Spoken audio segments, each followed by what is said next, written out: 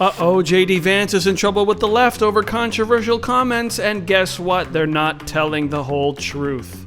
JD Vance's 2021 comments calling Kamala Harris a childless cat lady go viral. Conservative women turn on JD Vance for attacking childless Democrats. Jennifer Aniston hits back at JD Vance's viral childless cat ladies comments. Well, what did she say?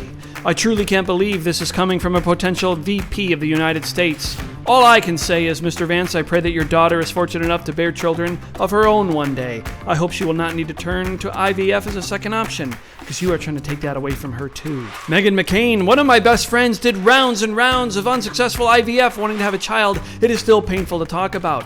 This childless woman comment by JD Vance has made so many waves with so many different friends of mine for its insensitivity and cruelty to women. But what are they all leaving out? Why have we let the Democrat Party become controlled by people who don't have children? Now let me do the necessary throat clearing because I do think it's important.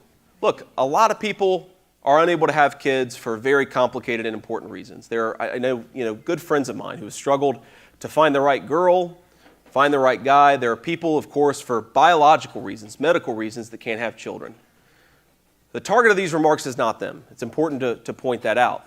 There have always been people like that who, even though they would like to have kids, unable to have them. Let's set them to the side. It is one thing to recognize that there are people who don't have children. It's one thing to recognize that there are people who don't have children through no fault or choice of their own. There you have it. They're not telling you everything. Let's get the full context on what he said about childless Democrats.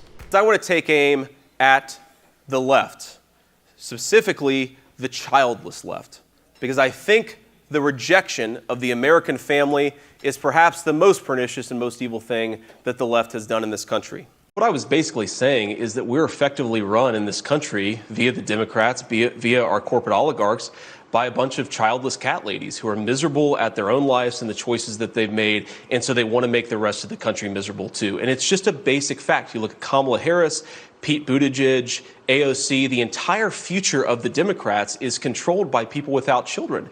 And how does it make any sense that we've turned our country over to people who don't really have a direct stake in it? I just wanted to ask that question and propose that maybe if we want a healthy ruling class in this country, we should invest more, we should vote more, we should support more people who actually have kids, because those are the people who ultimately have a more direct stake in the future of this country. And these people recognize that they're unhappy. They live in one-bedroom apartments in New York City. They've played their entire lives to win a status game. They're obsessed with their jobs. They're obsessed with their wealth and with their fortunes. And they look at middle America, people who are actually pretty happy with their lives and the choices that they've made, and they hate normal Americans for choosing family over these ridiculous DC and New York status games. When somebody calls out that, look, if you're a miserable cat lady, you should not force your misery on the rest of the country, they just get really upset about it. You know this, Tucker. The most miserable people in the mainstream media are these mediocre journalists who have their entire sense of self-worth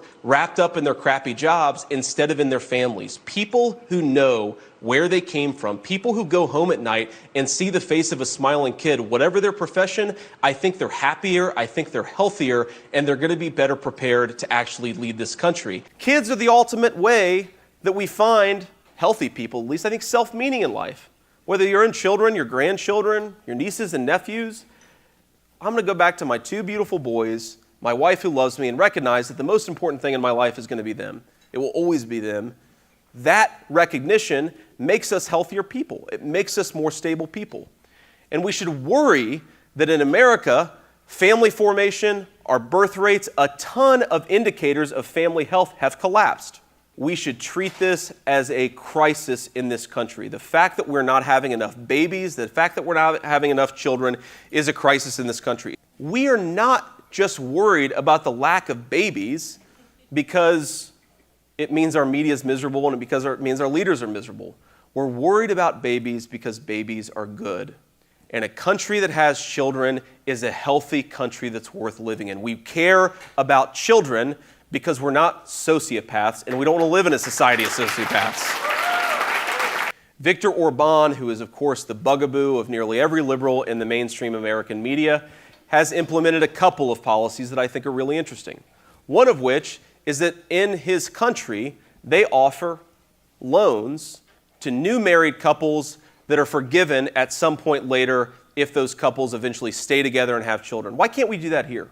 Why can't we actually promote family formation here in our country?